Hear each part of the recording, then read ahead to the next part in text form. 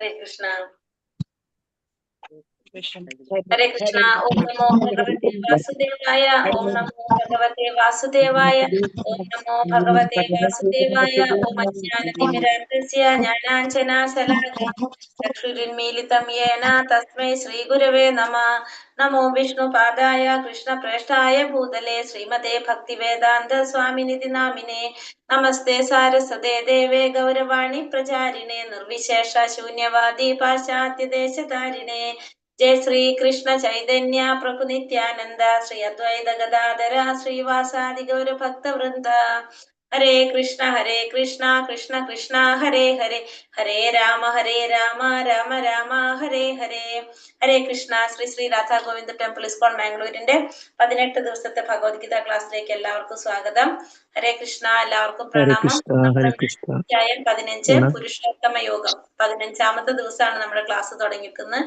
പുരുഷോത്തമ യോഗം 2 ആഴ്ചയായില്ല നമ്മൾ ക്ലാസ് തുടങ്ങിയിട്ട്. അറിഞ്ഞില്ലല്ലേ? 15 ദിവസം പോയത് അറിഞ്ഞോ? എല്ലാവരും അറിഞ്ഞല്ലേ? ശരിക്കും പെട്ടെന്ന് പോയില്ലേ?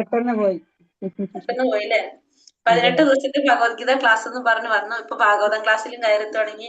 അന്താക്ഷരിയിൽ പങ്കെടുക്കുന്നല്ലേ കുറെ പേര് അല്ലേ? ധന്യമാതാജി ഉണ്ടായിരുന്നു. പിന്നെ ആരോഗ്യ കയറിയിട്ടുണ്ടായിരുന്നല്ലേ? എനിക്ക് കയറാൻ പറ്റിയില്ല മാതാജി. ഞങ്ങൾ അവിടെ അമ്പലത്തിലെ ഉത്സവമായതുകൊണ്ട് ഞങ്ങൾക്ക് അവിടെ ഒന്ന് പോവേണ്ടി വന്നു.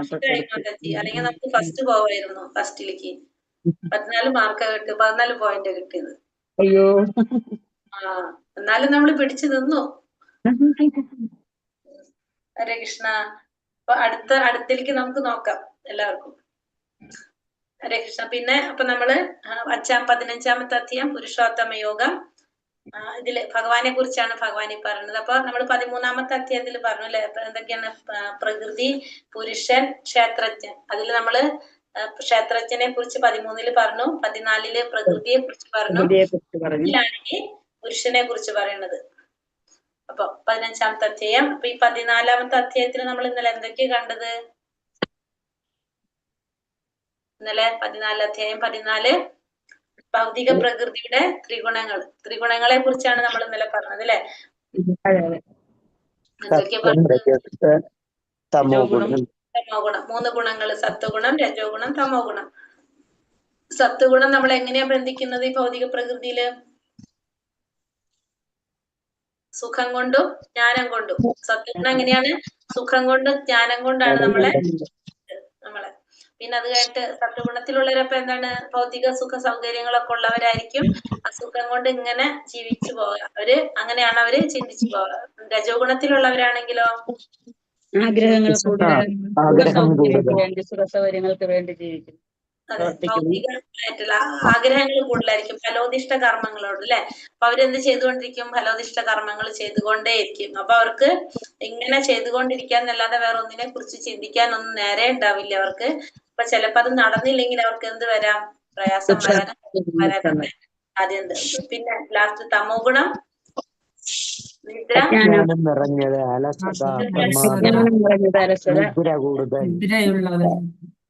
തമോ ഗുണത്തിന്റെ അല്ലെ? ഇപ്പൊ തമോ ഗുണത്തിലുള്ളവര് പൊതുവെ എങ്ങനെയുള്ളവരാണ്? അലസന്മാരായിരിക്കും എന്നൊക്കെ പറഞ്ഞു അല്ലെ? ജ്ഞാനികളായിരിക്കും. അപ്പൊ അവർക്ക് ശാസ്ത്രത്തെ കുറിച്ചൊന്നും അറിയാത്തത് കൊണ്ട് അവർ ചെയ്യുന്ന പ്രവർത്തികളൊക്കെ എങ്ങനെയുള്ളത് തന്നെയായിരിക്കും?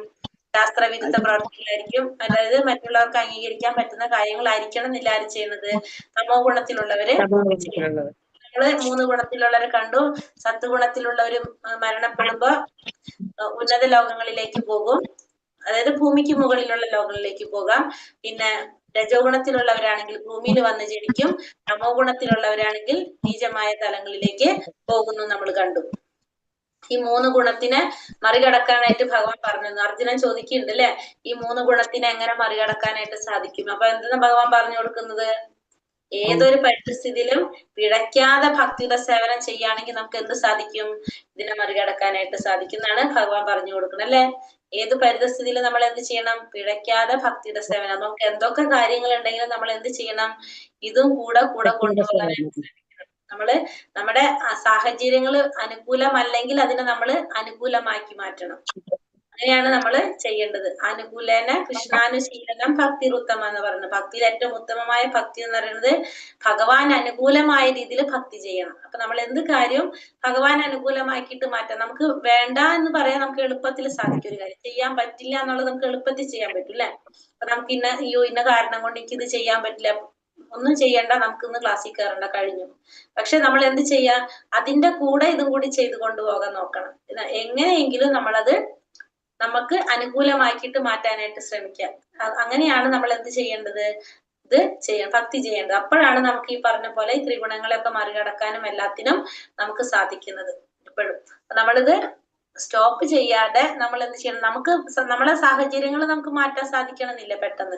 നമ്മൾ ചെയ്യേണ്ട കാര്യങ്ങൾ നമുക്ക് ഒഴിവാക്കാനും പറ്റില്ല. പക്ഷെ അതിന്റെ കൂടെ തന്നെ നമ്മൾ എന്ത് ചെയ്യാൻ നോക്കണം, ഇതും കൂടി ശ്രമിക്കണം. അതല്ലെങ്കിൽ നമുക്ക് അത് വിട്ടാലും പറ്റില്ല, ഇത് വിട്ടാലും പറ്റില്ല. നമ്മൾ ചെയ്യണ കാര്യം വിട്ടു കഴിഞ്ഞാൽ കുറച്ചു ദിവസം കഴിയുമ്പോൾ ഇത് തന്നെത്താനെ വിടും നമ്മള്, അങ്ങനെ വരാം. അപ്പൊ അതുകൊണ്ട് എന്ത് ചെയ്യണം, രണ്ടും കൂടെ ചെയ്തു കൊണ്ടുപോകാം. കുറച്ച് ചിലപ്പോൾ ഒരു ബുദ്ധിമുട്ടുണ്ടാവും ആദ്യം, പക്ഷെ പിന്നെ നമുക്ക് അതിനുള്ള സാഹചര്യങ്ങൾ ഭഗവാൻ തന്നെ ആക്കി തരും. നമുക്ക് നമ്മളൊരു ത്യാഗം നമുക്ക് ആവശ്യമാണ്. നമുക്ക് എന്ത് ചെയ്യണമെങ്കിലും നമുക്ക് എന്ത് വേണം, കുറച്ച് നമ്മളെ സൈഡിൽ നിന്ന് ഒരു പരിശ്രമം നമുക്ക് വേണം. അല്ലാതെ നമുക്കൊന്നും കിട്ടില്ല അല്ലെ. കാരണം ഇപ്പൊ ഭഗവാനെ സംബന്ധിച്ച് ഭഗവാൻ എങ്ങനെയാണ്, ലക്ഷ്മി സഹസ്ര സംഭ്രമ സേവ്യമാൻ എന്ന് പറഞ്ഞ് 1000 ലക്ഷ്മിമാരാണ് ഭഗവാൻ ഇങ്ങനെ സേവനം ചെയ്തുകൊണ്ടിരിക്കുന്നത്. എത്രയോ പേര് സേവനം ചെയ്യാൻ റെഡി ആയിട്ടിരിക്കുന്നുണ്ട്. അപ്പോഴാണ് നമ്മൾ ഇങ്ങനെ ചെയ്യണോ വേണ്ടെന്ന് ചോദിച്ചു നിൽക്കുമ്പോ നോക്കണം, ഭഗവാൻ ചെയ്യുന്ന റെഡി ആയിട്ടിരിക്കുന്നവരുടെ അടുത്തേക്ക് അങ്ങോട്ട് പോകും. അപ്പൊ അതുകൊണ്ട് നമ്മൾ എന്ത് ചെയ്യാ, നമ്മുടെ സാഹചര്യം അതിന് അനുകൂലമാക്കി മാറ്റിയിട്ട് ചെയ്യാനായിട്ട് നമുക്ക് നോക്കാം. നമ്മള് 14ാമത്തെ അധ്യായത്തില് ഭഗവാൻ അങ്ങനെ പറഞ്ഞാണ് നമ്മൾ നിർത്തുന്നത്. ഏത് സാഹചര്യത്തിലും നമ്മൾ എന്ത് ചെയ്യണം, പിഴയ്ക്കാതെ ഭക്തിയുടെ സേവനം ചെയ്യുകയാണെങ്കിൽ നമുക്ക് 3 ഗുണങ്ങളെ മറികടക്കാനായിട്ട് സാധിക്കും. നമുക്ക് എവിടേക്കാണ് എത്തേണ്ടത്, ഈ 3 ഗുണങ്ങളെ മറികടന്നിട്ട് വേറൊരു ഗുണത്തെ കുറിച്ച് നമ്മൾ പറഞ്ഞില്ല. ഏതാണത്? വിശുദ്ധ സത്വം അല്ലെ. വിശുദ്ധ സത്വം, അതല്ലെങ്കിൽ വേറെന്താ പേര് ഒന്നുകൂടി പറഞ്ഞല്ലോ, വസുദേവാവസ്ഥ. വിശുദ്ധ സത്വത്തിലേക്ക്, വസുദേവാവസ്ഥയിലേക്കാണ് നമ്മൾ എത്തേണ്ടതെന്നും കൂടി നമ്മൾ പറഞ്ഞു. അപ്പൊ ഇനി ഇന്നത്തെ അധ്യായം പുരുഷോത്തമ യോഗം. ഭഗവാൻ പുരുഷോത്തമ യോഗത്തെ കുറിച്ചാണ് പറഞ്ഞത്. ആരാണ് പുരുഷൻ എന്നാണ് പറയുന്നത്. ഈ ഒരേ ഒരു പുരുഷനേ ഉള്ളൂ ആകെ. അതാരാണ്?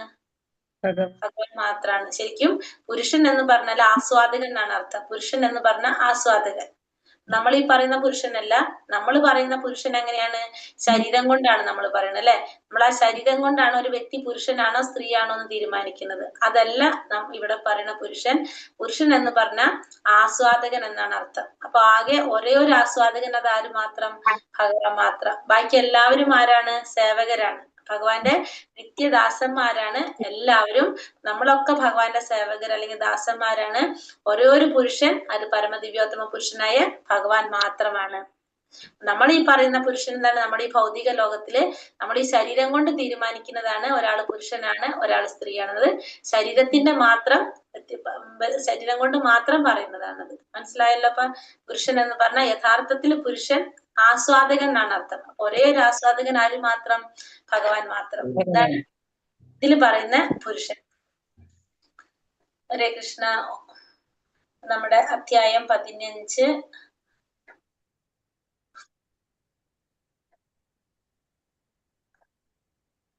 പുരുഷോത്തമ യോഗം. ഓം നമോ ഭഗവതേ വാസുദേവായ. ശ്രീ ഭഗവാനുവാച ഊർധമൂലമതഃശാഖം അശ്വത്ഥം പ്രാഹുരവ്യയം ഛന്ദാംസി യസ്യ പർണാനി യസ്തം വേദ സ വേദവീത്. പരമദിവ്യോത്തമ പുരുഷൻ പറഞ്ഞു, വേരുകൾ മേൽപോട്ടും ശാഖകൾ കീഴ്പോട്ടുമായിട്ട് അക്ഷയമായ ഒരു അശ്വത്ഥമുണ്ട്. അതിന്റെ ഇലകളാണ് വേദമന്ത്രങ്ങൾ. ഈ വൃക്ഷം എന്തെന്നറിയുന്നവനാണ് വേദജ്ഞൻ. അപ്പോൾ ഭഗവാൻ എന്താ പറയണത്? വേരുകൾ മേൽപോട്ടും ശാഖകൾ കീഴ്പോട്ടുമായിട്ട് അക്ഷയമായ ഒരു അശ്വത്ഥമുണ്ട്. അക്ഷയമായിട്ടുള്ള ഒരു അശ്വത്ഥമുണ്ട്. അതിന്റെ ഇലകളാണ് എന്ത്? വേദമന്ത്രങ്ങൾ. ഈ വൃക്ഷം എന്തെന്നറിയുന്നവനാണ് വേദജ്ഞൻ. അപ്പോൾ എന്തിനെ കുറിച്ചാ പറയണത്? ഒരു വൃക്ഷത്തെ കുറിച്ചാ പറയണത്. ആ വൃക്ഷത്തിന്റെ പേരാണ് അശ്വത്ഥം, അരയാൽ വൃക്ഷം. അരയാൽ വൃക്ഷത്തെ കുറിച്ചാണ് ഇവിടെ പറയുന്നത്. ആ വൃക്ഷത്തിന്റെ പ്രത്യേകത അതിന്റെ വേരുകൾ മേൽപോട്ട്, മനസ്സിൽ ചിന്തിക്കാം, അതിന്റെ വേരുകൾ മേൽപോട്ട് ശാഖകൾ കീഴ്പോട്ട്. സാധാരണ നമ്മൾ കാണുന്ന വൃക്ഷങ്ങളെല്ലാം വേരുകൾ താഴെയും ശാഖകൾ മുകളിലുമാണ്. ഈ വൃക്ഷത്തെ കുറിച്ച് പറയുന്നത് ഇതിന്റെ വേരുകൾ മേൽപോട്ടും ശാഖകൾ കീഴ്പോട്ടുമാണ്. അക്ഷയമാണത്, ഒരിക്കലും നശിക്കാത്താണ്. അക്ഷയമായിട്ടുള്ള അശ്വത്ഥം അരയാൽ വൃക്ഷമാണത്. അരയാൽ വൃക്ഷമാണ്. അതിന്റെ ഇലകൾ എന്താണ്? വേദമന്ത്രങ്ങളാണ്. ആ വൃക്ഷത്തെ കുറിച്ച് അറിയുന്നവനാണ് ആര്?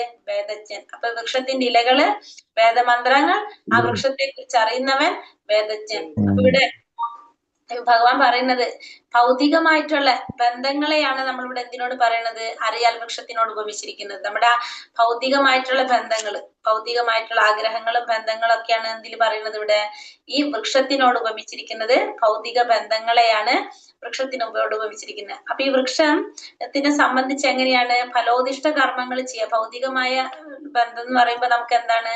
ഭൗതിക ലോകത്തില് എല്ലാവരായിട്ടുണ്ടാണ് നമ്മുടെ ഭൗതികമായ ബന്ധങ്ങൾ. അപ്പൊ ഈ വൃക്ഷം എന്ന് പറഞ്ഞാല് അത് ഫലോദിഷ്ട കർമ്മം ചെയ്യുന്നവരെയാണ് സൂചിപ്പിക്കുന്നത്. ഈ ഫലോദിഷ്ട കർമ്മം ചെയ്യുന്നവരെ സംബന്ധിച്ച് ഒരിക്കലും എന്തുണ്ടാവില്ല? ഈ വൃക്ഷത്തിന് നാശം ഉണ്ടാവില്ല. ഫലോദിഷ്ട കർമ്മം ചെയ്യുമ്പോൾ ഈ വൃക്ഷത്തിന് ഒരിക്കലും നാശം ഉണ്ടാവില്ല. കാരണം എന്താണ്? ഒരു കാര്യം ചെയ്യുമ്പോ ഇപ്പൊ നമ്മൾ പറഞ്ഞില്ല എന്നല്ല, നമുക്കിപ്പോ നമ്മൾ പഠിച്ചു, നമുക്കൊരു ജോലി കിട്ടി. അപ്പൊ അടുത്ത ലക്ഷ്യം എന്താണ്? നമുക്കൊരു വീട് വെക്കണം. വീട് വെച്ചു, അടുത്തത് വന്നു കല്യാണം കഴിച്ചു. അത് കഴിഞ്ഞ് അടുത്തത് വന്നു കുട്ടികളായി. പിന്നെ അത് കഴിഞ്ഞിട്ട് അടുത്തത് വന്നു അവരെ പഠിപ്പിക്കണം, അവർക്ക് വേണ്ടിയിട്ടുള്ള കാര്യങ്ങൾ ചെയ്യണം. അത് ഇങ്ങനെ ഒരെണ്ണം കഴിയുമ്പോൾ അടുത്തത് ഇങ്ങനെ വന്നുകൊണ്ടേയിരിക്കും. അപ്പൊ നമുക്ക് ഒരിക്കലും ഈ ഭൗതികമായ ഈ ഫലോദിഷ്ട കർമ്മങ്ങൾ ചെയ്യുന്നവരെ സംബന്ധിച്ച് ഈ വൃക്ഷത്തിന് നാശമില്ല എന്ന് പറഞ്ഞു അല്ലെ? കാരണം ഇതിനൊരിക്കലും എന്ത് സംഭവിക്കുന്നില്ല? നാശം സംഭവിക്കുന്നില്ല. ഇത് ഒരു ശാഖയിൽ നിന്ന് അടുത്ത ശാഖയിലേക്ക് ഇങ്ങനെ മാറിക്കൊണ്ടേയിരിക്കും ഈ വൃക്ഷത്തിന്. അപ്പൊ ഈ വൃക്ഷം എന്ന് പറയുന്നത് നമ്മൾ എന്ത് പറഞ്ഞു? ഭൗതിക ബന്ധങ്ങളെയാണ് ഈ അരയാൽ വൃക്ഷത്തിനോട് ഉപമിച്ചിരിക്കുന്നത്.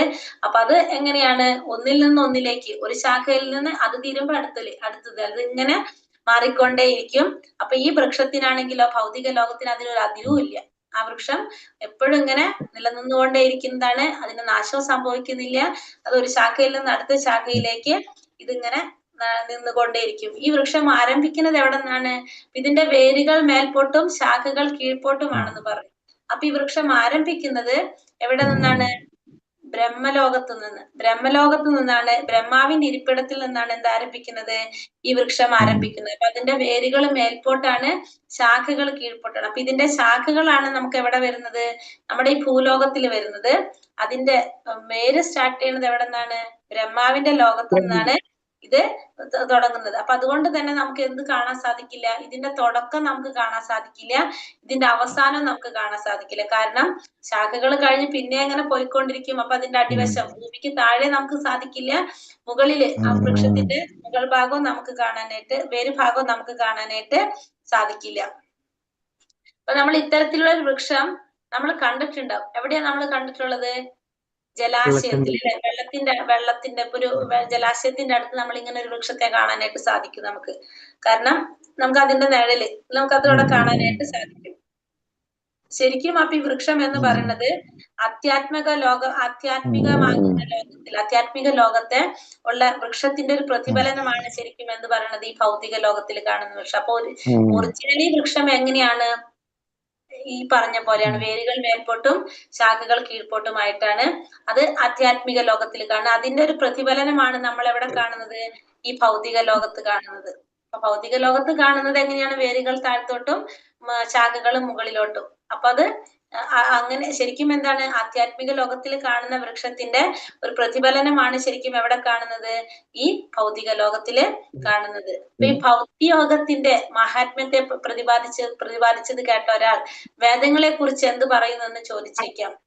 അപ്പൊ വേദപഠനത്തിന്റെ ഉദ്ദേശം നമുക്ക് എന്താണ്? ഭഗവാനെ അറിയുക. എല്ലാ പഠനങ്ങളും നമ്മൾ എവിടേക്കാണ് കൊണ്ടുപോകുന്നത്? ഭഗവാനിലേക്കാണ് കൊണ്ടുപോകുന്നത്. ഭഗവാനെ അറിയാൻ കൃഷ്ണാവബോധത്തോടു കൂടി പ്രവർത്തിക്കുക.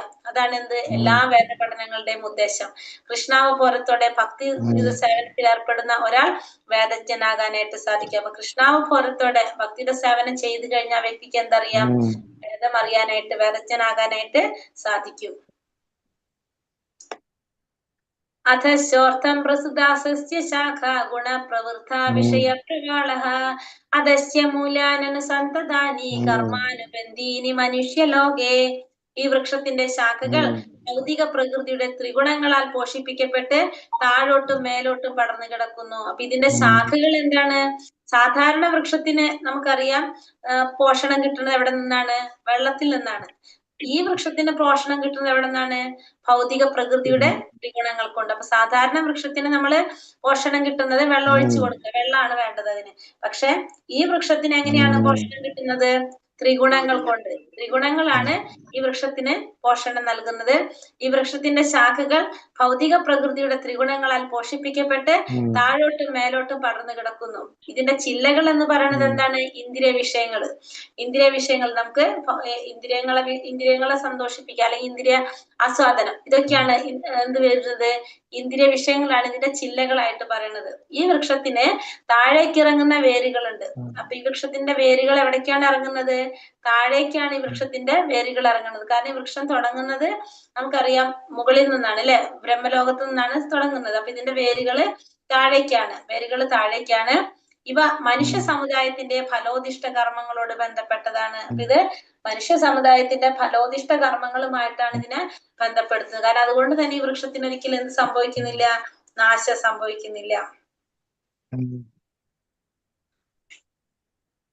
രൂപമസ്യേഹ തഥോപലഭ്യത നാന്തോ ന ചാതിർന ച സംപ്രതിഷ്ഠ സുവിരൂഢമൂലം അസംഗശസ്ത്രേണ ദൃഢേന ചിത്വാ തഥാ പദം തത്മരിപാർഗിതവ്യം യസ്മിൻ ഗതാന നിവർത്തന്തി ഭൂയഃ തമേവ ചാദ്യം പുരുഷം പ്രപദ്യേ യത്ര പ്രവൃത്തി പ്രസുതാ പുരാണി. ഈ വൃക്ഷത്തിന്റെ യഥാർത്ഥ രൂപം ഈ ലോകത്തിൽ കാണുകയില്ല. അതിന്റെ ആരംഭമോ അവസാനമോ അടിസ്ഥാനമോ കണ്ടെത്താനാവില്ല. അപ്പൊ ഈ വൃക്ഷത്തിന്റെ യഥാർത്ഥ രൂപം നമുക്കിവിടെ കാണാൻ സാധിക്കില്ല. നമ്മൾ പറഞ്ഞത് തുടങ്ങുന്നത് ബ്രഹ്മാവിന്റെ ഇരിപ്പിടത്തിൽ നിന്നാണ്. അപ്പൊ അതുകൊണ്ട് ഇതിന്റെ ആരംഭം കാണാൻ സാധിക്കില്ല. ഇത് ഭൂമിക്ക് താഴേക്ക് പോയിക്കൊണ്ടിരിക്കുകയാണ്. അപ്പൊ അതുകൊണ്ട് ഇതിന്റെ അവസാനം അടിസ്ഥാനം നമുക്ക് കാണാനായിട്ട് സാധിക്കില്ല. വേര് ഉറച്ചുയർന്ന ഈ വൃക്ഷത്തെ ദൃഢനിശ്ചയത്തോടെ വിരക്തിയാകുന്ന ആയുധം കൊണ്ട് ഛേദിച്ചു കളയണം. അപ്പൊ ഈ വൃക്ഷത്തിനെ നമ്മൾ എങ്ങനെ ഛേദിച്ചു കളയേണ്ടത്?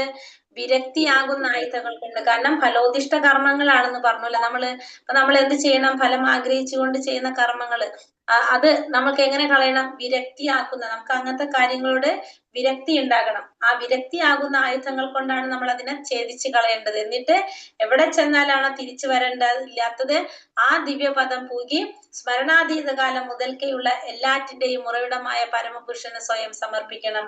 നമുക്ക് എവിടെ ചെന്നാൽ തിരിച്ചു വരേണ്ടതില്ല, ആ ലോകത്തിലേക്ക്, ആ സ്മരണാതീത കാലം മുതലേയുള്ള എല്ലാറ്റിന്റെയും ഉറവിടമായിട്ടുള്ള പരമപുരുഷന് സ്വയം സമർപ്പിക്കണം. അപ്പൊ ഈ വൃക്ഷത്തിന് നമുക്ക് എങ്ങനെയാണ് ഛേദിച്ചു കളയേണ്ടത്?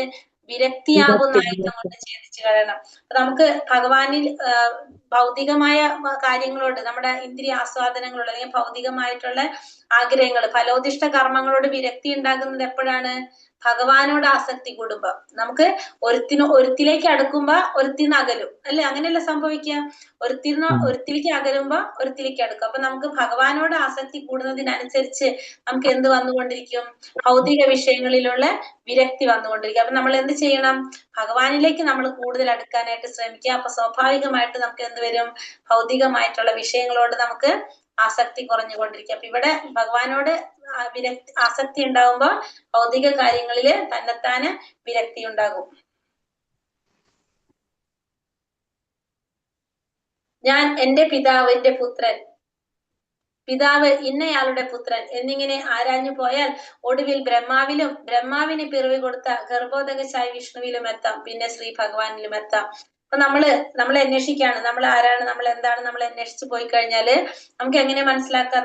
നമ്മുടെ അച്ഛന്റെ അച്ഛൻ, അദ്ദേഹത്തിന്റെ അച്ഛൻ, അങ്ങനെ പോയി നമ്മൾ ലാസ്റ്റ് എവിടേക്ക് എത്തും? ബ്രഹ്മാവിലെത്തും.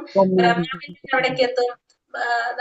ഗർഭോദകശായി വിഷ്ണു, അങ്ങനെ നമ്മൾ ബ്രഹ്മാവിലെത്തും. പിന്നെ അങ്ങനെ ഭഗവാനിലേക്ക് എത്താണ് നമ്മൾ ലാസ്റ്റ്. അപ്പൊ നമുക്ക് അന്വേഷണം അവിടെ അവസാനിക്കും. ഭഗവാനിൽ നിന്നാണ് നമ്മൾ തുടങ്ങുന്നത്, അങ്ങനെ അത് അവസാനിക്കുകയാണ്. ഭഗവത് ജ്ഞാനമുള്ളവരുടെ സഹവാസം കൊണ്ട് വേണം ഈ വൃക്ഷത്തിന്റെ ആരംഭമാകുന്ന പരമദിവ്യോത്തമ പുരുഷനെ അറിയാൻ. അപ്പോ നമുക്ക് ഈ ഭഗവാനെ മനസ്സിലാക്കണമെങ്കിൽ എന്ത് വേണം?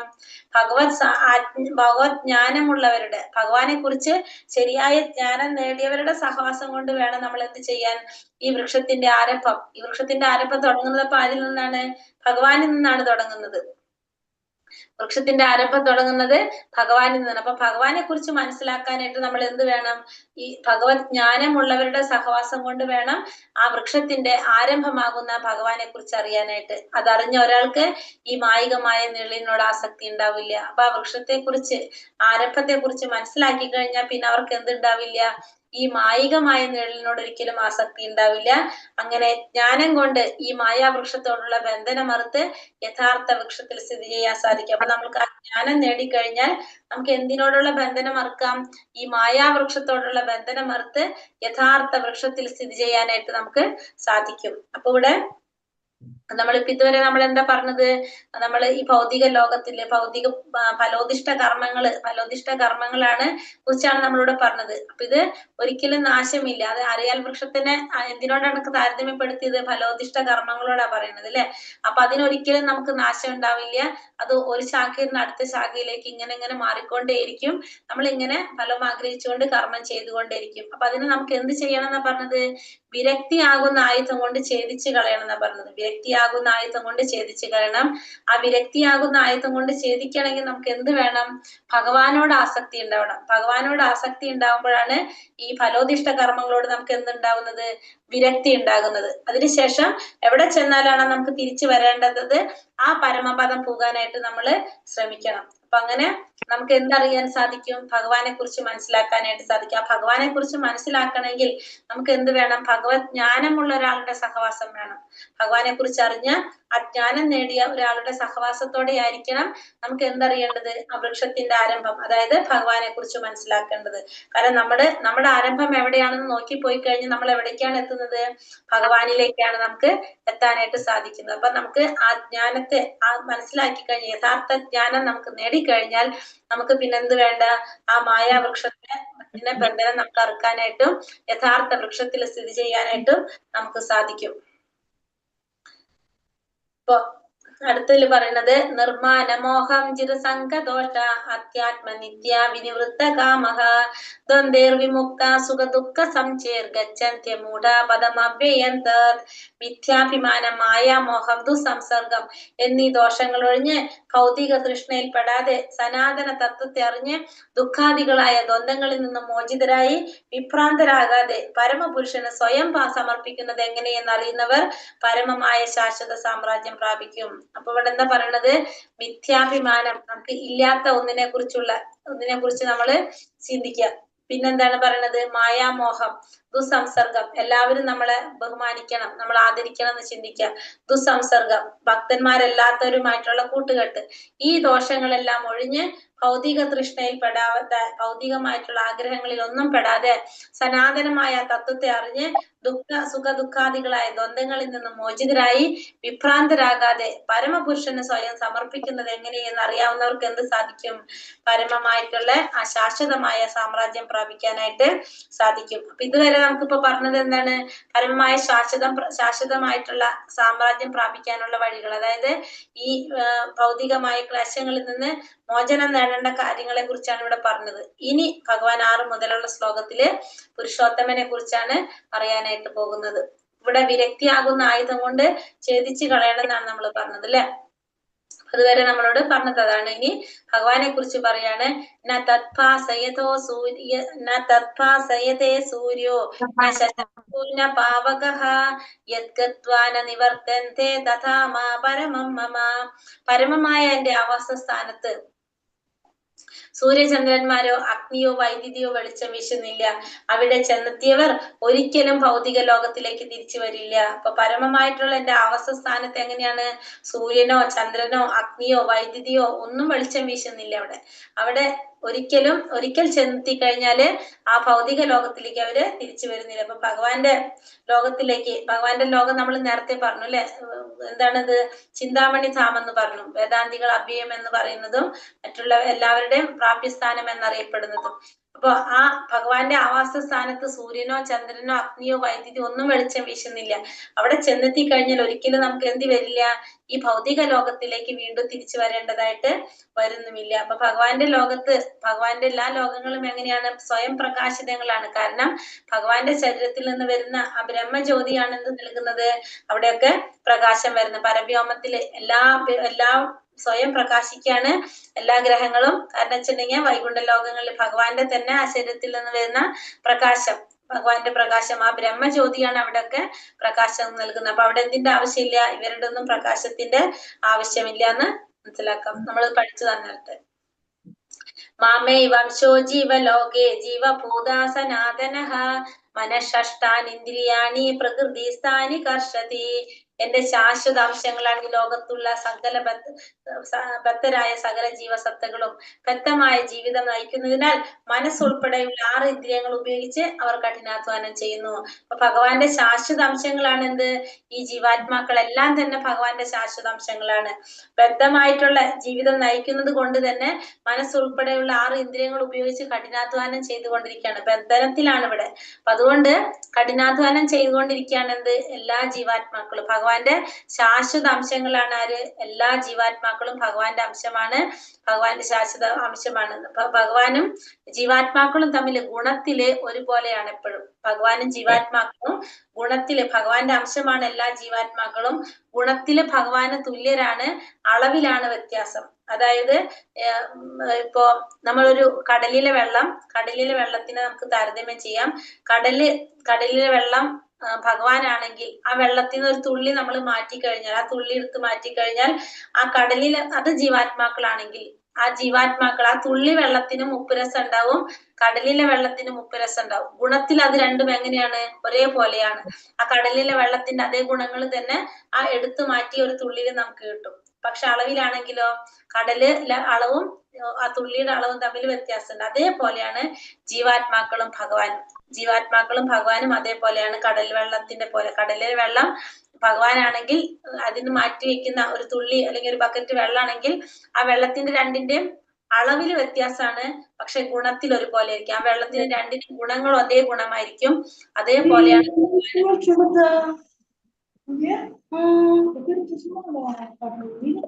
ഭഗവാനും ജീവാത്മാക്കളും അതേപോലെയാണ്. അപ്പൊ അതുകൊണ്ട് ഭഗവാൻ ഗുണത്തില് എപ്പോഴും എന്താണ്, ജീവാത്മാക്കളും ഭഗവാനും ഗുണത്തില് തുല്യരാണ്, അളവിലാണ് വ്യത്യാസം.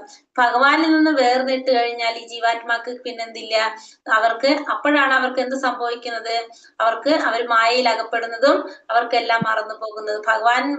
ഭഗവാനിന്റെ അടുത്ത് നിൽക്കുമ്പോൾ അവർക്ക് എന്ത് കിട്ടുന്നുണ്ട്, ഭഗവാന്റേതായിട്ടുള്ള ഈ ഗുണങ്ങൾ, അത് നമുക്കത് മനസ്സിലാക്കാനായിട്ട് സാധിക്കും. അല്ലെങ്കിൽ അതില്ല. ഇപ്പൊ നമുക്കതിന് പിന്നെന്തില്ല, അതിന് ഭഗവാനിൽ നിന്ന് വേർപെട്ട് കഴിയുമ്പോൾ അത് പതുക്കെ അതിന്റെ അത് കുറഞ്ഞു പോകാണ് ചെയ്യുന്നത്. ഇപ്പൊ നമുക്കിപ്പോ ഉദാഹരണം, നമുക്കിപ്പോ ഒരു കയ്യിൽ 5 വിരലുണ്ട് അല്ലെ, അത് കൈപ്പത്തിയിൽ ഇരിക്കുമ്പോഴാണ് ആ വിരൽ കൊണ്ട് നമുക്ക് പ്രയോജനം പറ്റുന്നുള്ളൂ. പക്ഷെ അത് മാറ്റി കഴിഞ്ഞാലോ ആ വിരല് നമുക്കൊന്നും ചെയ്യാൻ സാധിക്കില്ല. ഇപ്പൊ തീപ്പൊരി ഇവിടെ പറഞ്ഞതാണ്, ഈ ആ തീപ്പൊരി എന്താണ്, തീയിന്റെ ഗുണങ്ങൾ എന്തിനുണ്ട്, ആ തീപ്പൊരിക്ക് ഉണ്ടാവും. പക്ഷെ അതിൽ നിന്ന് പുറത്തേക്ക് പോകുമ്പോൾ എന്താണ് സംഭവിക്കുന്നത്, അത് തന്നെത്താൻ അണഞ്ഞു പോകാണ് ചെയ്യുന്നത്. അതേപോലെയാണ് ജീവാത്മാക്കളുടെ അവസ്ഥ. ഭഗവാന്റെ കൂടെ നിൽക്കുമ്പോൾ അതിനെന്തുണ്ട്, നിൽക്കും, നീങ്ങി പോകുമ്പോൾ എന്താ സംഭവിക്കുന്നത്, അത് മറന്നു പോകാണ് ചെയ്യുന്നത്. നീങ്ങുമ്പോൾ എന്ത് സംഭവിക്കും, മായയുടെ പിടിയിൽ വരുന്നു. ശരീരം യഥവാപ്നോതി യച്ഛാപ്യാക്രാമതീശ്വരഃ ഗൃഹീതൈതാനി സംയാതി വായുർഗന്ധാനി വാശയത്. ഭൗതിക ലോകത്തിലെ ജീവസത്ത കാറ്റ് ഗന്ധങ്ങളെ എന്ന പോലെ ജീവിത സങ്കല്പങ്ങളെ ഒരു ശരീരത്തിൽ നിന്ന് മറ്റൊരു ശരീരത്തിലേക്ക് കൊണ്ടുപോകുന്നു. ഇപ്പൊ ജീവാത്മാവ്, ഈ ഭൗതിക ലോകത്തിലെ ജീവാത്മാവ് എന്താ ചെയ്യുന്നത്, കാറ്റ് ഗന്ധങ്ങളെ എന്ന പോലെ, കാറ്റ് ഗന്ധങ്ങളെ കൊണ്ടുപോകുമ്പോൾ നമുക്ക് കാണാൻ സാധിക്കില്ല, പക്ഷെ നമുക്ക് ഫീൽ ചെയ്യാൻ സാധിക്കും. അതേപോലെ തന്നെ ജീവിത സങ്കല്പങ്ങളെ ഒരു ശരീരത്തിൽ നിന്ന് മറ്റൊരു ശരീരത്തിലേക്ക് കൊണ്ടുപോകുന്നു. കാറ്റ് ഗന്ധങ്ങളെ കൊണ്ടുപോകുന്ന പോലെയാണ് ജീവിത സങ്കല്പങ്ങളെയാണ് ആര് കൊണ്ടുപോകുന്നത്, ജീവിത സങ്കല്പങ്ങൾ എന്ന് പറഞ്ഞാൽ എന്തൊക്കെ വരും, അതില് മനസ്സും വരും, ഇന്ദ്രിയങ്ങളും ഒക്കെ വരുന്നുണ്ടാവും അല്ലെ.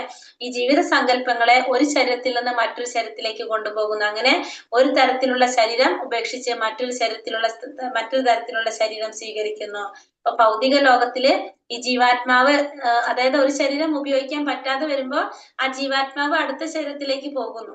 അത് കാറ്റ് ഗന്ധങ്ങളെ എന്ന പോലെയാണ് കൊണ്ടുപോകുന്നത്, ഈ ജീവിത സങ്കല്പങ്ങളെ കൊണ്ടുപോകുന്നതാണ് പറയുന്നത്. അപ്പൊ ഒരു ശരീരം ഉപേക്ഷിച്ച് അടുത്തൊരു ശരീരം ജീവാത്മാവ് സ്വീകരിക്കുകയാണ്. ഈ ഭൗതിക ലോകത്തിലെ എല്ലാ ജീവാത്മാക്കളുടെയും അവസ്ഥ ഇങ്ങനെ തന്നെയാണ്. ശ്രോത്രം ചക്ഷുസ്പർശനം ച രസനം ഘ്രാണമേവ ച അധിഷ്ഠായ മനശ്ചായം വിഷയാനുപസേവത്തെ. ഇപ്രകാരം മറ്റൊരു സ്ഥൂല ശരീരം കൈക്കൊള്ളുന്ന ജീവാത്മാവ് മനസ്സിനിണങ്ങിയ 5 ഇന്ദ്രിയങ്ങൾ ഉപയോഗിച്ച് എന്ത് ചെയ്യാണ് 5 ഇന്ദ്രിയങ്ങൾ സ്വീകരിക്കുകയും അവയിലൂടെ ഒരു കൂട്ടം ഇന്ദ്രിയ വിഷയങ്ങളെ ആസ്വദിക്കുകയും ചെയ്യുന്നു. അപ്പൊ ഇപ്രകാരം ഒരു ശരീരം വിട്ട് അടുത്ത ശരീരത്തിലേക്ക് പോകുമ്പോ നമ്മളെ ഈ ശരീരം പഞ്ചഭൂതങ്ങൾ കൊണ്ട് നിർമ്മിച്ച നമ്മുടെ ഈ ശരീരത്തിന് സ്ഥൂല ശരീരം എന്ന് പറയും. സ്ഥൂല ശരീരം. മറ്റേത് സൂക്ഷ്മ ശരീരം. പിന്നെ വരുന്നത് മനസ്സ്, ബുദ്ധി, മിഥ്യ, അഹങ്കാരം. അത് സൂക്ഷ്മ ശരീരം, നമുക്ക് കാണാൻ സാധിക്കാത്ത ശരീരം. ഈ സ്ഥൂല ശരീരം എന്ന് പറയുന്നത് എന്താണ്? നമ്മളിവിടെ നശിച്ചു പോകുന്ന ശരീരമാണ് ഈ സ്ഥൂല ശരീരം. അപ്പൊ ഈ സ്ഥൂല ശരീരം നശിക്കുമ്പോ ഈ ജീവാത്മാവ് എന്ത് ചെയ്യും? അടുത്തൊരു സ്ഥൂല ശരീരം സ്വീകരിക്കും. അപ്പൊ ആ ശരീരത്തിൽ ഇരുന്നുകൊണ്ട് വീണ്ടും എന്ത് തന്നെ ചെയ്യും? അതിലെ ഇന്ദ്രിയങ്ങൾ ഉപയോഗിച്ച് കണ്ണ്, ചെവി, നാക്ക്, മൂക്ക്, ത്വക്ക് തുടങ്ങിയ ഇന്ദ്രിയങ്ങൾ ഉപയോഗിച്ച് വീണ്ടും അവിടെ എന്ത് തുടങ്ങും? ഇന്ദ്രിയാസ്വാദനം ചെയ്യാനായിട്ട് തുടങ്ങും. അങ്ങനെയാണ് ജീവാത്മാവ് ചെയ്യുന്നത്. ഒരു ശരീരം വിട്ടു അടുത്ത ശരീരം സ്വീകരിച്ചു, പിന്നെ അതിൽ വീണ്ടും പ്രവർത്തിക്കാൻ തുടങ്ങുന്നു. ഉത്ക്രാമന്തം സ്ഥിതം വാപി പൂഞ്ചാനം വാ ഗുണാനിതം വിമൂഢാനാന് പശ്യന്തി ജ്ഞാന ചക്ഷുഷ.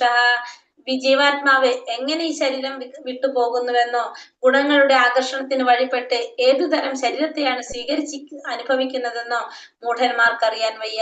ജ്ഞാനത്തിന്റെ അകക്കണ്ണ് തെളിഞ്ഞവർക്ക് ഇതെല്ലാം പ്രത്യക്ഷമാകുന്നു. അപ്പൊ ജീവാത്മാവ് എപ്രകാരമാണ് ഒരു ശരീരം വിട്ടുപോകുന്നത്? ഗുണങ്ങളുടെ അടിസ്ഥാനത്തിൽ, ഗുണങ്ങളുടെ ആകർഷണത്തിന് വഴിപ്പെട്ടിട്ട് ഏത് ശരീരമാണ് സ്വീകരിക്കുന്നത്, ഇതൊന്നും ആർക്കറിയാൻ സാധിക്കില്ല. മൂഢന്മാർക്ക് മനസ്സിലാക്കാൻ സാധിക്കില്ല. ഇതൊന്നും അവർക്ക് പറഞ്ഞാലും ഇതൊന്നും അവർ ശ്രദ്ധിക്കണമെന്നില്ല. ഈ ജീവാത്മാവ് ഈ ശരീരം വിട്ടുപോകുന്നുണ്ട്, അത് ഗുണങ്ങളുടെ അടിസ്ഥാനത്തിലാണ് അടുത്ത ശരീരം സ്വീകരിക്കുന്നതെന്നും പറഞ്ഞാൽ ആര് സ്വീകരിക്കണമെന്നില്ല? മൂഢന്മാര് സ്വീകരിക്കണമെന്നില്ല. ജ്ഞാനത്തിന്റെ അകക്കണ്ണ് തെളിഞ്ഞവർക്ക്, ഈ ഇത്തരത്തിലുള്ള ജ്ഞാനം നേടിയവർക്കാണ് ഇതെല്ലാം മനസ്സിലാക്കാനായിട്ട് സാധിക്കുന്നത്. അല്ലാത്തവർക്ക് ഇത് മനസ്സിലാക്കാനായിട്ട് സാധിക്കില്ല. യദന്തോ യോഗിനൈശ്ചന്യം പശ്യന്ത്യാത്മന്യവസ്ഥിതം യദന്ത്യോപ്യകൃതാത്മാനോ നൈനം പശ്യന്ത്യ ചേതസ. ആത്മസാക്ഷാത്കാരം ലഭിച്ച് എപ്പോഴും യത്നിച്ചു കൊണ്ടിരിക്കുന്ന അതീന്ദ്രിയവാദികൾക്ക് ഇതെല്ലാം വ്യക്തമായി കാണാം. മനോവികാസം പ്രാപിക്കാത്തവർക്കും ആത്മസാക്ഷാത്കാരം ലഭിക്കാത്തവർക്കും ശ്രമിച്ചാലും എന്താണ് സംഭവിക്കുന്നതെന്ന് കാണാൻ കഴിയില്ല. അപ്പൊ ഇത് എങ്ങനെയുള്ളവർക്ക് മനസ്സിലാക്കാൻ സാധിക്കും? ആത്മസാക്ഷാത്കാരം ലഭിച്ച് എപ്പോഴും യത്നിച്ചു കൊണ്ടിരിക്കുന്നവർക്ക്, അതീന്ദ്രിയവാദികൾക്ക് ഇതെല്ലാം മനസ്സിലാക്കാനായിട്ട് സാധിക്കും. അതീന്ദ്രിയവാദികളായവർക്ക്, ആത്മസാക്ഷാത്കാരം ലഭിച്ചവർക്കൊക്കെ ഇത് മനസ്സിലാക്കാൻ സാധിക്കും. മനോവികാസം പ്രാപിക്കാത്തവർക്ക് അല്ലെങ്കിൽ ആത്മസാക്ഷാത്കാരം ലഭിക്കാത്തവർക്ക് എത്ര ശ്രമിച്ചാലും എന്താണ് സംഭവിക്കുന്നതെന്ന് കൂടി മനസ്സിലാക്കാനായിട്ട് അവർക്ക് സാധിക്കില്ല. യഥാദിത്യഗതം തേജോ ജഗത് ഭാസായതോഖിലം യച്ചന്ദ്രമസി യച്ചാഗ്നൗ തത്തേജോ വിധി മാമകം. പ്രപഞ്ചത്തിലെ അന്ധകാരം അത്രയും നീക്കി അതിനെ ശോഭായമാനമാക്കുന്ന സൂര്യന്റെ തേജസ് എന്നിൽ നിന്നാണ് വരുന്നത്. ചന്ദ്രന്റെയും അഗ്നിയുടെയും തേജസ്സുകളും എന്നിൽ നിന്ന് തന്നെയാണ് വരുന്നത്. അപ്പൊ ഭഗവാൻ ഇങ്ങനെ എന്താ പറയണത്? ഈ പ്രപഞ്ചത്തിന്റെ അന്ധകാരം അത്രയും നീക്കിയിട്ട് സൂര്യന്റെ തേജസ്, ചന്ദ്രന്റെ തേജസ്, അഗ്നിയുടെ തേജസ് എല്ലാം ആരിൽ നിന്നാണ് വരുന്നത്? ഭഗവാനിൽ നിന്നാണ് വരുന്നത് പറഞ്ഞു. ഇതിന്റെ എല്ലാം ഉറവിടം ഭഗവാനാണെന്ന് പറയാണ്. സൂര്യന്റെ പ്രകാശം ഭഗവാനാണ്, ചന്ദ്രന്റെയും അഗ്നിയുടെയും തേജസ്സും ആരാണ്? ഭഗവാനാണ്. ഈ ചന്ദ്രന്റെ പ്രകാശം നമുക്ക് വളരെ അത്യാവശ്യമാണ്. ഈ സസ്യങ്ങളുടെ പോഷിപ്പിക്കുന്നത്, സസ്യങ്ങൾക്ക് പോഷണം കിട്ടുന്നത് എവിടെ നിന്നാണ്? ഈ ചന്ദ്രന്റെ പ്രകാശത്തിലൂടെയാണ്. അപ്പൊ ആ പ്രകാശം ആരിൽ നിന്നാണ് കിട്ടുന്നത്? ഭഗവാനിൽ നിന്നാണ്. ഈ ചന്ദ്രന്റെ നിലാവ്, ചന്ദ്രന്റെ പ്രകാശം വെച്ചതാണ് നിലാവ്. ഈ നിലാവ് എല്ലാ സസ്യങ്ങൾക്കും ആവശ്യമാണ്. സസ്യങ്ങളുടെ വളർച്ചയ്ക്കും അതിന് വളർച്ചയ്ക്ക് വളരെ അത്യാവശ്യമാണ് എന്ത്? അതിനെ സ്വാദിഷ്ടമാക്കുന്നതെല്ലാം ഈ ചന്ദ്രന്റെ നിലാവാണ്. അപ്പൊ അത് ആവശ്യമാണ് അതിന്. അപ്പൊ ഇതൊക്കെ ആരിൽ നിന്നാണ് കിട്ടുന്നത്? ഭഗവാനിൽ നിന്നാണ് കിട്ടുന്നതെന്ന് ഭഗവാൻ പറയുന്നു.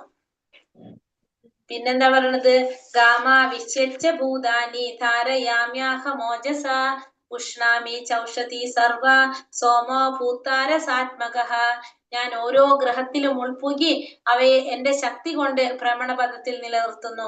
ഞാൻ തന്നെ ചന്ദ്രനായി തീർന്ന് എല്ലാ സസ്യങ്ങൾക്കും ജീവരസം പകരുന്നു. അപ്പൊ ചന്ദ്രന്റെ പ്രകാശവും ഭഗവാനിൽ നിന്നാണ് എല്ലാ സസ്യങ്ങൾക്കും പോഷണം നൽകുന്നതും എല്ലാ സസ്യങ്ങൾക്കും ആ രുചി കിട്ടുന്നത്. അതായത് സസ്യങ്ങൾക്ക് സ്വാദ് ഉണ്ടാകുന്നതും എങ്ങനെയാണ്? ചന്ദ്രന്റെ ഈ നിലാവിൽ നിന്നാണ്. അപ്പൊ നിലാവില്ലാതെ സസ്യങ്ങൾക്ക് വളരാനും സാധിക്കില്ല, സ്വാദിഷ്ടമാകാനും സാധിക്കില്ല. അപ്പൊ അത് നടക്കുന്നത് ഭഗവാന്റെ കാരുണ്യം കൊണ്ടാണ്. പിന്നെ എന്താ പറയണത്, ഇവിടെ എല്ലാ ഗ്രഹങ്ങളിലും ഉൾപ്പുകി അവയെ ഭഗവാന്റെ ശക്തി കൊണ്ട് എല്ലാത്തിനെയും ഭ്രമണപഥത്തിൽ നിലനിർത്തുന്നതും ആര് തന്നെയാണ്? ഭഗവാൻ തന്നെയാണെന്ന് പറയാണ്. അപ്പൊ എല്ലാ ഗ്രഹങ്ങളും ശൂന്യാകാശത്തിൽ ഒഴുകി നടക്കുന്നത് ഭഗവാന്റെ പരമശക്തി അന്തർഭവിച്ചിട്ടുള്ളതാണ്. അപ്പൊ ഇതൊക്കെ ആരാളാണ് സാധിക്കുന്നത്? ഭഗവാനാലാണ് സാധിക്കുന്നത്. അപ്പൊ എല്ലാത്തിനും കാരണം ആരാണ്? ഭഗവാൻ തന്നെയാണ്. അപ്പൊ എല്ലാതും എവിടെയാണ് സ്ഥിതി ചെയ്യുന്നത്? ഭഗവാന്റെ മുഷ്ടിക്കകത്താണ് സ്ഥിതി ചെയ്യുന്നതെന്ന് പറയാം.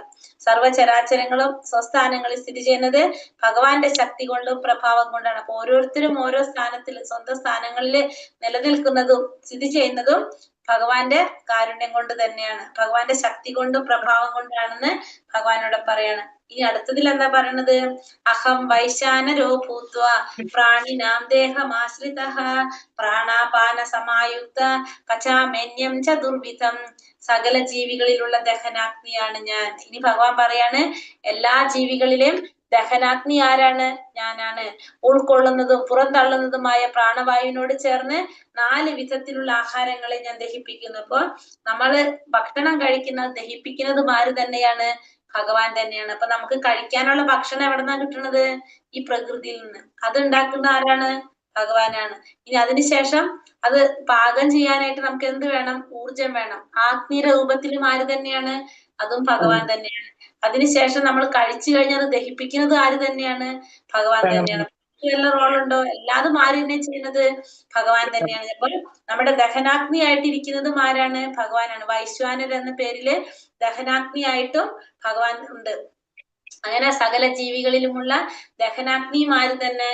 ഭഗവാൻ തന്നെ. വൈശ്വാനര എന്നാണ് അഗ്നിയുടെ പേര്. വൈശ്വാനര അഗ്നിയായിട്ട് ഭഗവാൻ ഇരിക്കുന്നു. ഉൾക്കൊള്ളുന്നതും പുറത്തള്ളുന്നതുമായിട്ടുള്ള പ്രാണവായുവിനോട് ചേർന്ന് 4 വിധത്തിലുള്ള ആഹാരങ്ങൾ ദഹിപ്പിക്കുന്നു. 4 തരത്തിൽ എന്ന് പറയുന്നത് വിഴുങ്ങേണ്ടത്, ചവച്ചിറക്കേണ്ടത്, നക്കി കഴിക്കേണ്ടത്, വലിച്ചൂറ്റി കുടിക്കേണ്ടത്, അങ്ങനെ തരത്തിലുള്ള എല്ലാ ആഹാരങ്ങളെയും ദഹിപ്പിക്കുന്നതും ആര് തന്നെ? ഭഗവാൻ തന്നെ. അപ്പൊ ഇവിടെ എല്ലാ കാര്യങ്ങളും ചെയ്യുന്നത് ആരാണ്? ഭഗവാൻ തന്നെയാണെന്ന് ഭഗവാൻ ഇവിടെ പറയുന്നത്.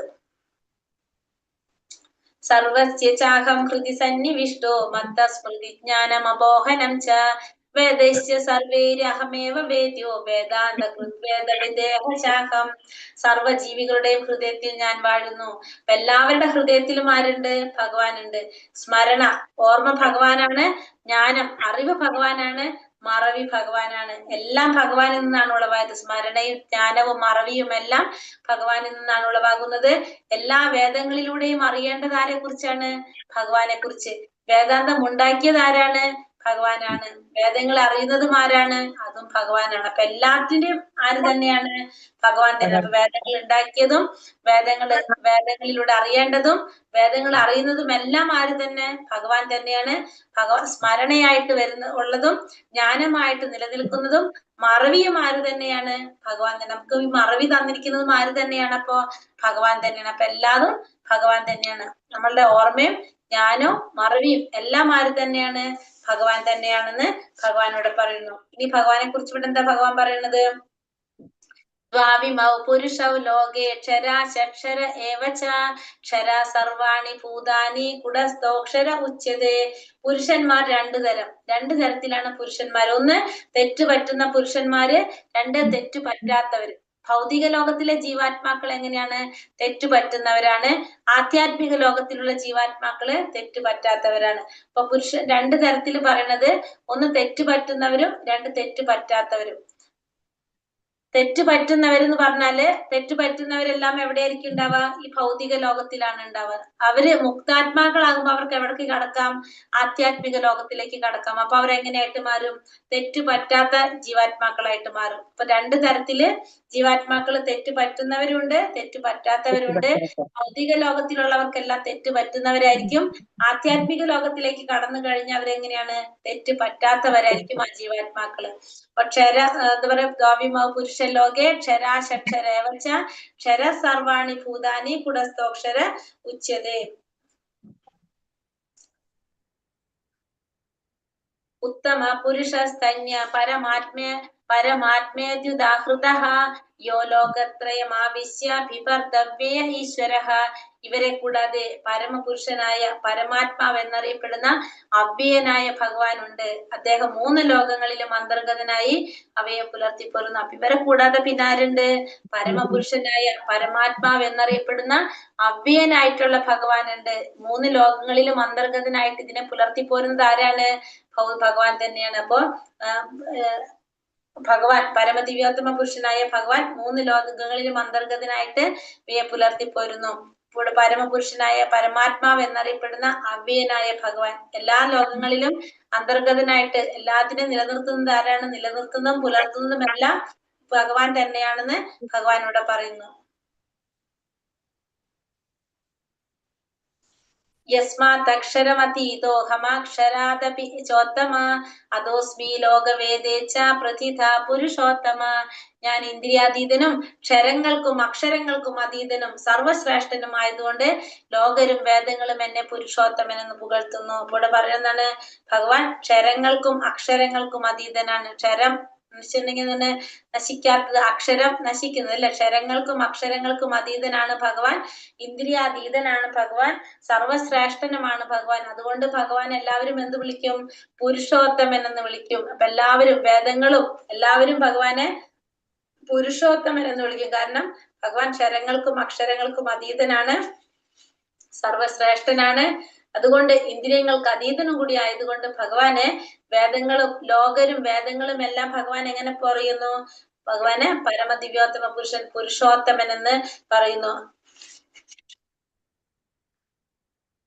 യോമാമേവമ സമ്മൂഢോ ജ്ഞാനാതി പുരുഷോത്തമം സ സർവവിദ് ഭജതി മാം സർവഭാവേന ഭാരത. എന്നെ പരമദിവ്യോത്തമ പുരുഷനായ ഭഗവാൻ എന്ന് നിസ്സംശയം അറിയുന്നവർ എല്ലാം അറിയുന്നവരാണ് ഹേ ഭാരത. അതുകൊണ്ട് അവർ എന്റെ ഭക്തിയുടെ സേവനത്തിൽ പൂർണ്ണമായും ഒഴുകിയിരിക്കുന്നു. അപ്പൊ ആരാണോ ഭഗവാനെ പുരുഷോത്തമനായിട്ട് അറിയുന്നത്, പരമദിവ്യോത്തമ പുരുഷോത്തമനാണ്, പുരുഷോത്തമനാണ് ഭഗവാൻ എന്നറിയുന്നവര് അവരെല്ലാം അറിയുന്നവരാണ്. അവർക്ക് എന്ത് സാധിക്കും? അവർക്ക് സംശയമില്ലാതെ അവരെന്ത് ചെയ്തുകൊണ്ടിരിക്കും? ഭഗവാന്റെ ഭക്തിയുടെ സേവനത്തില് പൂർണ്ണമായിട്ട് മുഴുകുകയും ചെയ്യും. അപ്പൊ ഭഗവാനെ പരമദിവ്യോത്തമ പുരുഷനായിട്ട് മനസ്സിലാക്കുന്നവന് ഒട്ടും സംശയമില്ലാതെ നിസ്സംശയം അറിയുന്നവര് ഭഗവാന്റെ സേവനത്തില് പൂർണ്ണമായിട്ട് മുഴുകിക്കൊണ്ടേയിരിക്കും. കൂടെ ഭഗവാൻ എന്ത് പറയാണ്? ഞാനാണ് പരമദിവ്യോത്തമ പുരുഷൻ എന്ന് ഭഗവാനോട് തീർത്ത് പറയാണ്. ആ ശ്രീകൃഷ്ണൻ പരമദിവ്യോത്തമ പുരുഷനാണ്. എല്ലാവരുടെയും ലക്ഷ്യം ആരാണ്? ഭഗവാനാണ്. അങ്ങനെയുള്ളവർക്ക് എന്ത് സാധിക്കും? ഭക്തിയുടെ സേവനത്തില് പൂർണ്ണമായിട്ട് മുഴുകാനായിട്ട് സാധിക്കും. അപ്പൊ ഭഗവാനോട് പറഞ്ഞു തരുന്നത് ഭഗവാനാണ് പരമദിവ്യോത്തമ പുരുഷൻ എന്ന് പറയുന്നതാണ് ഭഗവാനോട്. ഇതി ഗുഹ്യതമം ശാസ്ത്രം ഇതി ഗുഹ്യതമം ശാസ്ത്രം ഇദമുക്തം മയാ നഘ ഏതത് ഭുത്വാ ബുദ്ധിമാൻ സ്യാത് കൃതാകൃത്യശ്ച ഭാരത. ഹേ പാപരഹിത, ഞാൻ ഇപ്പോൾ ഉപദേശിച്ച ജ്ഞാനം വേദഗ്രന്ഥങ്ങളിലെ അതിരഹസ്യമായ ഭാഗമാണ്. ഇതറിയുന്നവർ ബുദ്ധിശാലികളാകും, അവരുടെ പ്രയത്നങ്ങൾക്ക് പൂർണ്ണത കൈവരും. അപ്പോൾ പറയുന്നത് ഹേ പാപരഹിത, അർജുനനെ വിളിക്കുന്നത് പാപരഹിത എന്നാ വിളിക്കുന്നത്.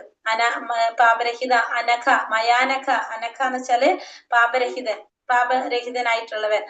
അനഘ എന്ന് പറയുന്നത് ഞാനിപ്പോൾ ഉപദേശിച്ച ജ്ഞാനം, ഞാൻ നിനക്ക് ഈ പറഞ്ഞു തന്ന ജ്ഞാനം വേദഗ്രന്ഥങ്ങളിലുള്ള അതിരഹസ്യമായ ഭാഗമാണ്. അപ്പൊ ശാസ്ത്രങ്ങളിലെ അതിരഹസ്യമായ ഭാഗമാണ് ഞാൻ നിനക്കിവിടെ പറഞ്ഞു തന്നത്. ഇതറിയുന്നവരാരായിരിക്കും?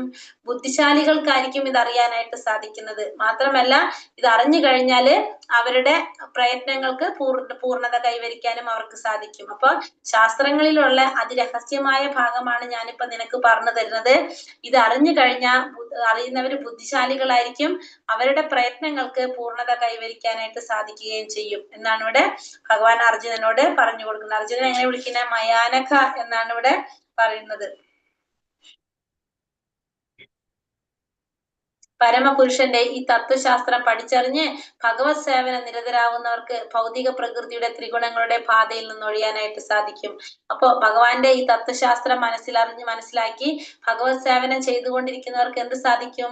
ഈ പ്രകൃതിയുടെ ത്രിഗുണങ്ങളുടെ ഈ പാതയിൽ നിന്ന് ഒഴിയാനായിട്ട് അവർക്ക് സാധിക്കും. ആധ്യാത്മികമായൊരു ജ്ഞാനത്തിന്റെ പ്രക്രിയയാണ് ഭക്തിപൂർവമായ ഭഗവത് സേവനം. അത് നടത്തുന്നിടത്ത് ഭൗതിക മാലിന്യം ഉണ്ടാവില്ല. അപ്പൊ ആധ്യാത്മികമായ ജ്ഞാനത്തിന്റെ ഒരു പ്രക്രിയയാണ് എന്ത്? ഭക്തിപൂർവമായിട്ടുള്ള ഭഗവത് സേവനം. അപ്പൊ അത് ചെയ്യുന്നിടത്ത് എന്തുണ്ടാവില്ല? ഭൗതിക മാലിന്യം നിലനിൽക്കുന്ന സാധിക്കില്ല. ഭഗവാന്റെ സേവനവും ഭഗവാനും ആധ്യാത്മികമായതുകൊണ്ട് രണ്ടും ഒന്ന് തന്നെ. ഭഗവാന്റെ അന്തരംഗ ശക്തിയാണ് ഭക്തിയുടെ സേവനം നടക്കുന്നത്. അപ്പൊ ഭഗവാന്റെ സേവനവും ഭഗവാനും രണ്ടും ഒന്ന് തന്നെയാണ്. അപ്പൊ ഈ ഭക്തിയുടെ സേവനം നടക്കുന്നത് ആരിലാണ്? അന്തരംഗ ശക്തിയാലാണ് ഭക്തിയുടെ സേവനം നടക്കുന്നത്. ബുദ്ധിമാനും വിശുദ്ധവാനുമായി ഏതൊരാളും കൃഷ്ണാവബോധം ഉൾക്കൊള്ളുകയും ഭഗവത് സേവനം അനുഷ്ഠിക്കുകയും വേണം. അപ്പൊ ബുദ്ധിമാനായിട്ടുള്ള വിശുദ്ധനാകാനായിട്ടുള്ള ഒരാള്, വിശുദ്ധനും ആവാനായിട്ട് ഏതൊരാളും എന്ത് വേണം? കൃഷ്ണാവബോധം ഉൾക്കൊള്ള ഭഗവാന്റെ സേവനം അനുഷ്ഠിപ്പിക്കുക. കാരണം ഒരു വ്യക്തിയെ ബുദ്ധിമാൻ എന്ന് പറയുന്നത് എപ്പോഴാണ്? ഭഗവാനെ കുറിച്ചുള്ള ജ്ഞാനം നേടുമ്പോ. അത് മനസ്സിലാക്കിയിട്ട് അതിനു വേണ്ടിയിട്ട് പ്രയത്നിക്കുക. ഒരു വ്യക്തി ബുദ്ധിമാനാകുന്നത് അപ്പോഴാണ്. നമ്മൾ പറഞ്ഞല്ലോ, ബുദ്ധിമാൻ എന്ന് പറഞ്ഞാല് നമുക്ക് മനസ്സിലായി പരമമായ ലക്ഷ്യം ഭഗവാന്റെ സേവനമാണ്, പരമമായ ധർമ്മം ഭഗവത് സേവനമാണ്, പരമമായ ലക്ഷ്യം ഭഗവാന്റെ പാദമാണ് നമുക്ക് മനസ്സിലാക്കി കഴിഞ്ഞാൽ ആ വ്യക്തി ആരാണ്? ബുദ്ധിമാനാണ്. അങ്ങനെ വിശുദ്ധനുമാകാൻ വേണ്ടിയിട്ട് കൃഷ്ണാവബോധം ഉൾക്കൊള്ള ഭഗവാന്റെ സേവനം അനുഷ്ഠിക്കുക. കൃഷ്ണനെ മനസ്സിലാക്കി ഭക്തിയുടെ സേവനത്തിൽ ഏർപ്പെടാത്തിടത്തോളം കാലം സാമാന്യ ദൃഷ്ട ബുദ്ധിമാനായിരുന്നാലും അയാൾ ആ നിലയ്ക്ക് അംഗീകരിക്കാൻ പറ്റില്ല. അപ്പൊ ഭഗവാനെ മനസ്സിലാക്കി ഭക്തിയുടെ സേവനം ചെയ്യാത്തിടത്തോളം കാലം നമ്മളിപ്പോ ഒരു വ്യക്തിയെ കണ്ട ബുദ്ധിമാനാണെന്ന് തോന്നാം, പക്ഷെ നമുക്ക് എന്ത് പറയാൻ സാധിക്കില്ല? അയാൾ ബുദ്ധിമാനാണെന്ന് അംഗീകരിക്കാൻ സാധിക്കില്ല. കാരണം ഭഗവാനെ കുറിച്ച് മനസ്സിലാക്കി ഭക്തിയുടെ സേവനം ചെയ്യുന്ന വ്യക്തിയാണ് ആര്? യഥാർത്ഥ ബുദ്ധിമാൻ. അല്ലാത്തവരെ നമുക്ക് ബുദ്ധിമാനാണെന്ന് പറയാനായിട്ട് സാധിക്കില്ല. ഹരേ കൃഷ്ണ കൃഷ്ണ കൃഷ്ണ ഹരേ ഹരേ, ഹരേ രാമ രാമ രാമ ഹരേ ഹരേ. വഞ്ചാകൽപതരൂപേശ കൃപാ സിന്ധോഭ്യവച പതിതാനാം പാവനേഭ്യോ വൈഷ്ണവേഭ്യോ നമോ നമഃ. അനന്ത കോടി വൈഷ്ണവൃന്ദി की जय, श्रील प्रभुपाद की जय, गुरुदेव की जय, निताय गौर प्रमानंदे, हरि हरि बोल. हरे कृष्ण. എല്ലാവർക്കും നന്ദി.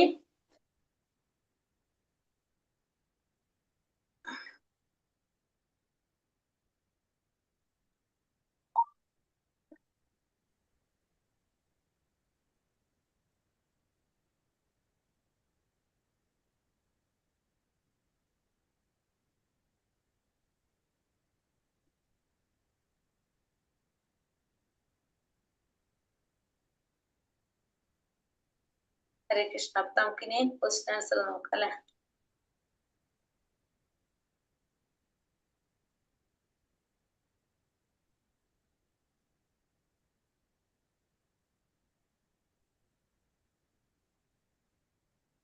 വേദപഠനത്തിന്റെ ഉദ്ദേശം എന്താണ്? ഭഗവാനെ അറിയുക. ഭഗവാനെ അറിയുക. എല്ലാ വേദപഠനത്തിന്റെ ലക്ഷ്യം ഭഗവാനെ അറിയുക എന്നുള്ളതാണ്. ഇവിടെ അറിയാൽ വൃക്ഷത്തെ എന്തിനോടാണ് ഉപമിച്ചിരിക്കുന്നത്? ഭൗതികമായ ബന്ധങ്ങളോട്. ഭൗതിക ബന്ധങ്ങളോടാണ് അറിയാൽ വൃക്ഷത്തെ പറയുന്നത് അല്ലെ.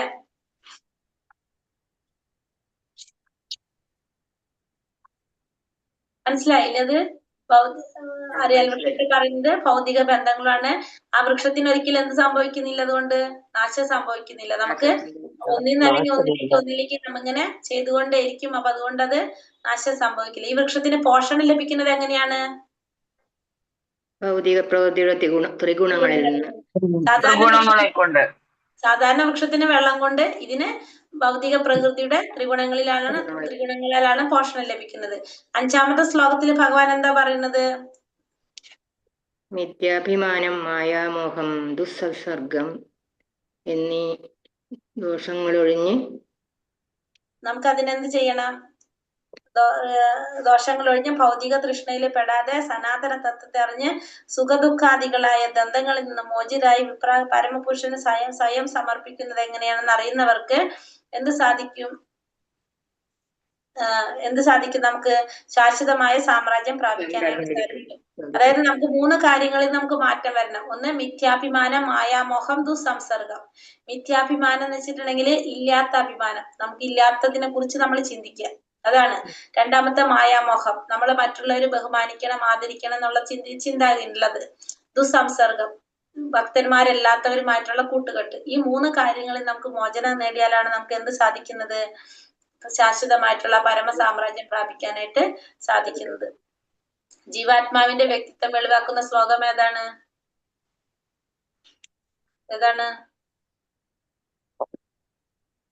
മാമൈ വംശോ ജീവലോക ജീവഭൂത സനാതനഃ മനഃഷ്ടാനീന്ദ്രിയാണി പ്രകൃതിസ്ഥാനി കർഷതി. 7ാമത്തെ ശ്ലോകം. 7ാമത്തെ ശ്ലോകത്തിലാണ് പറയുന്നത് എന്ത്? എല്ലാ ജീവാത്മാക്കളും എന്റെ ശാശ്വതാംശങ്ങളാണ്. ഇത്തരായ ജീവാത്മാക്കള് ബദ്ധ ജീവിതം നയിക്കുന്നത് കൊണ്ട് മനസ്സുൾപ്പെടെയുള്ള 6 ഇന്ദ്രിയങ്ങൾ ഉപയോഗിച്ച് അവർ കഠിനാധ്വാനം ചെയ്തുകൊണ്ടിരിക്കുകയാണ്. എല്ലാവരും ഭഗവാന്റെ ശാശ്വതാംശങ്ങളാണ്. പക്ഷെ ഭഗവാനിൽ നിന്ന് വേറിട്ട് പോകുമ്പോ അതിനെന്ത് സംഭവിക്കാണ്? അതിനെ മായയിൽ അകപ്പെട്ടു പോകുമ്പോ അതിന് ആ ഗുണങ്ങൾ അറിയാതെ പോകുന്നു. അതിന് ഉദാഹരണം നമുക്ക് തീപ്പൊരി, തീ കൂടെ നിൽക്കുമ്പോ ആ തീപ്പൊരിക്കും എന്തുണ്ട്? ആ തീയിന്റെ ഗുണങ്ങളുണ്ട്. അതിലൊന്ന് മാറിക്കഴിഞ്ഞാൽ എന്താവും? അത് തന്നെത്താൻ അണഞ്ഞു പോകും അല്ലെ? അതേപോലെ തന്നെ അപ്പൊ ഗുണത്തില് ജീവാത്മാക്കളും ഭഗവാനും എങ്ങനെയാണ്? തുല്യരാണ്. അതാണ് നമ്മൾ ആ കടലിന്റെ വെള്ളത്തിന്റെ ഉദാഹരണം പറയുന്നത്. കടലിലെ വെള്ളം ഭഗവാനാണെങ്കിൽ അതിൽ നിന്ന് ഒരു തുള്ളി മാറ്റിയാലും ആ കടലിലെ വെള്ളത്തിന്റെ അതേ ഗുണം എന്തിനുണ്ട്? ആ തുള്ളി വെള്ളത്തിനുണ്ട്. പക്ഷെ അളവിലാണെങ്കിലോ രണ്ടും തമ്മിൽ വ്യത്യാസമാണ്. അതേപോലെയാണ് ജീവാത്മാക്കളും ഭഗവാനും. ഗുണത്തില് എപ്പോഴും തുല്യരാണ് ജീവാത്മാവ് ഭഗവാന്റെ.